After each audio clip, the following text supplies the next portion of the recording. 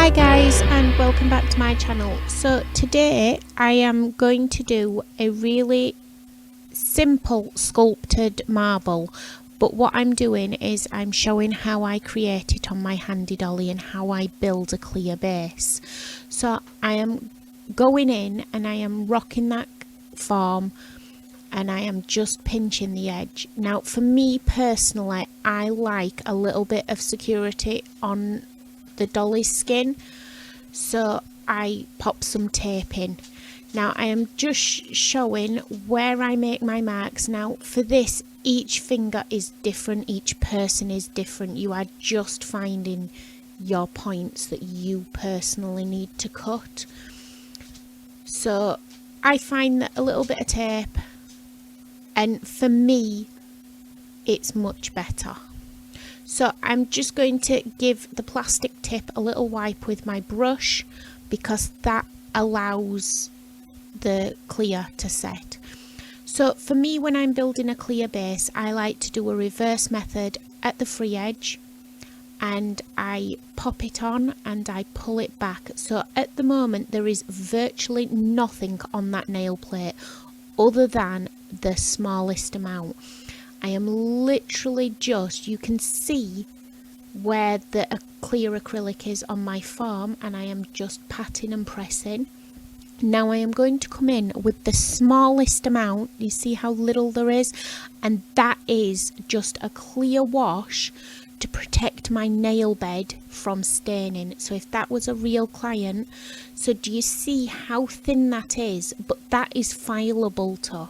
So when you do a redesign, you can go back and file back down to that clear layer.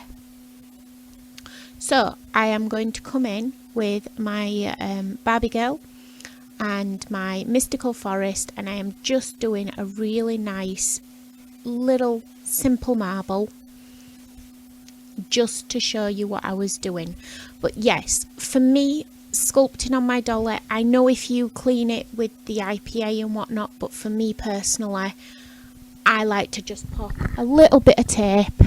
It's just electrical tape, it's PVC tape because I have it for packing, and I just find I don't need to worry because I always have so much dust about it. It's just the way I personally work. So I thought I'd record it, and I'm just going to pop a tiny little bead up there. So yeah, I mean obviously sculpting on a dolly is a little bit different to sculpting on a person for obvious reasons, but it was more to show how clear and thin my base actually is. But once that's set, you can still do a redesign and go back to it.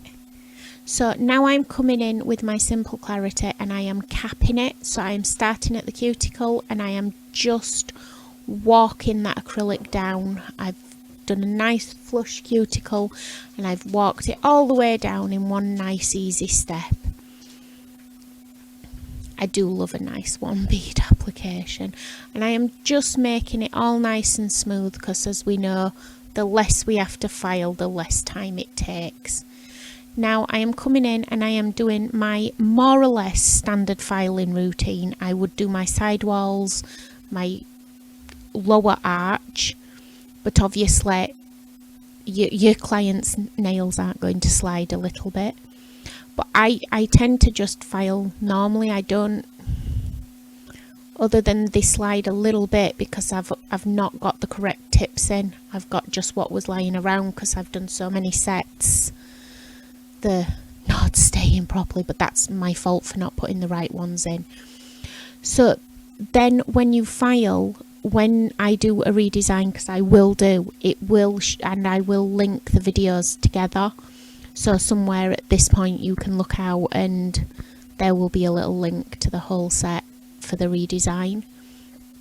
It will show how you can file back to this and not have to spend your time building a clear base, because that's nice, but for most people working in a salon, the clients don't want to sit still for it. I get that. I mean, you're always caught between wanting them to sit still and doing the most amazing job, and actually getting them to come in and sit still.